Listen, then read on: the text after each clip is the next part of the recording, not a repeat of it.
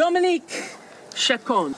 He's an organizer for Community Action Works. How many of you know Community Action Works? Woo, woo, woo, woo. They've been incredibly active helping us in Peabody trying to stop a gas and oil peaker plant. It is a great organization.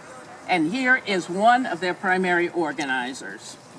Before joining Community Action Works, Dominic was an activist in organizing on the U.S.-Mexican border. He worked with low-income folks, Latinx, Native communities. He studied environmental science at the University of Texas, El Paso, worked on environmental campaigns and the intersectionality of education, immigration, and economic justice.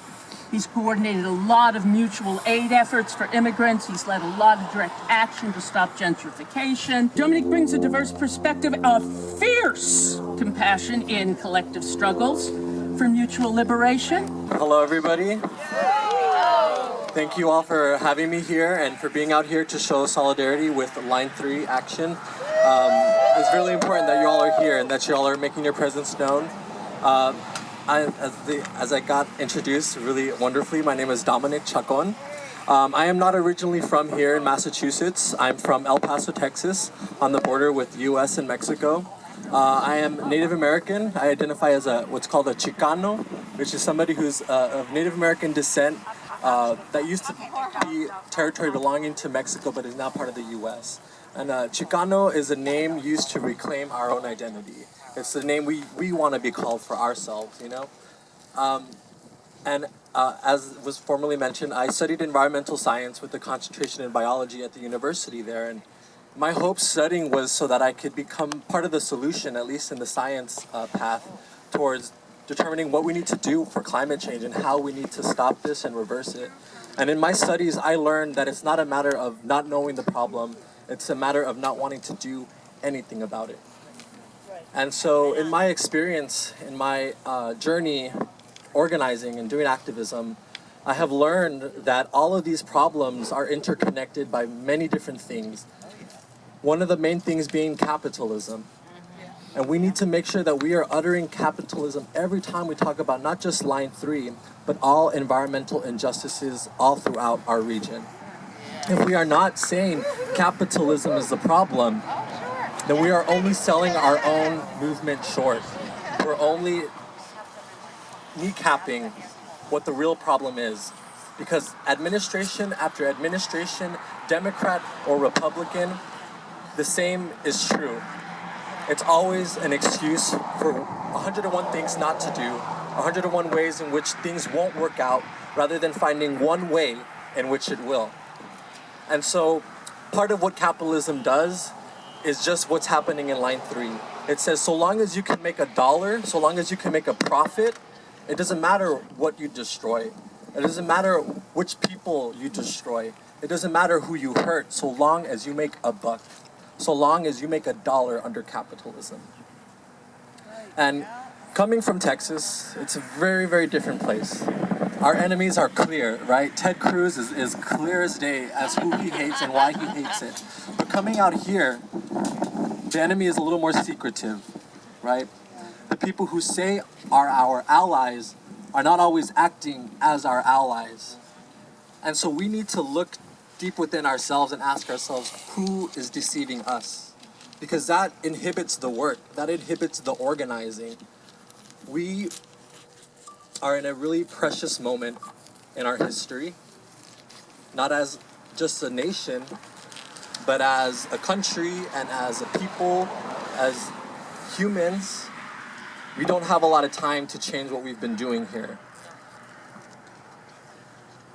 And the longer we wait, the more vulnerable people hurt and get stuck with the consequences. And not only are these people dealing with the consequence, they're sort of the scapegoat for all of us dealing with that consequence. When we make trash, let's say, do we keep our trash? Do we keep it in our home? Do we make sure that we are responsible for the waste that we produce and that we consume? We don't. It has been our cultural norm, our society norm, to push off all of the bad impacts onto Black, Indigenous, women, poor communities, and that just is the trend. And so we need to be really strong and reflective about what we can do here as individuals, specifically out here in Massachusetts. So when I come out here and when I see all of you, I am very grateful for the time and the effort you all have taken to come out here. And I feel kind of guilty asking, but I want more. We can do more. We have to do more. It's not good enough for us to walk away from here feeling good about ourselves, right? Not that we should not feel proud of what we have accomplished and the new people we have met and the networks we have built, but we must be hard on ourselves to realize that we are in a privileged position, an extremely privileged position, to be able to be here in the cold, to have the finances to skip a day of work if you have to have childcare for you to come out here. We all hold privilege here, and we must weaponize that privilege. And when I say weaponize, I don't mean pull out your guns like in Texas and do all that stuff. What I mean is weaponize it in a really different way. We can use force in numbers. We can use force in people power. We can use force in economic leverage, and that is the power that I see coming away from here, coming outside. That's the power I see us having here in Massachusetts. We have so much leverage. We have so many people who are willing to hold the democratic lens and the progressive lens, but are not willing to act on it. So we need to be asking ourselves, what more can we do to light the fire? How can we get people like, what was that lady we went to her house to deliver that letter? Gina McCarthy. She was saying quite clearly that she was against Line 3. Yet all of a sudden, when she gets into power, nothing, right? How many times has that happened before today? And how many times are we going to let it happen in the future? We need to stop that. We need to break the cycle.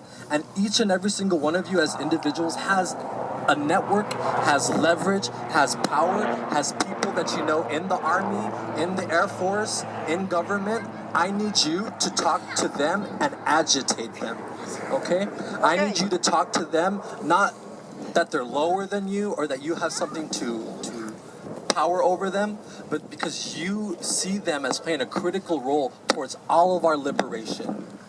And that's what we must be thinking about. And that's what I encourage every single one of you all to do. Line 3 is just another Dakota Access pipeline. And even if we were to get exactly what we asked for from these people who clearly are committed to misunderstanding, are committed to not listening to us, even if we were to convince them today, the problem would still exist. The problem is capitalism. The problem is racism. And the two cannot live without each other. Racism cannot live without capitalism, and capitalism cannot survive without racism. So we need to internally and externally address those things in radical ways, in very radical ways.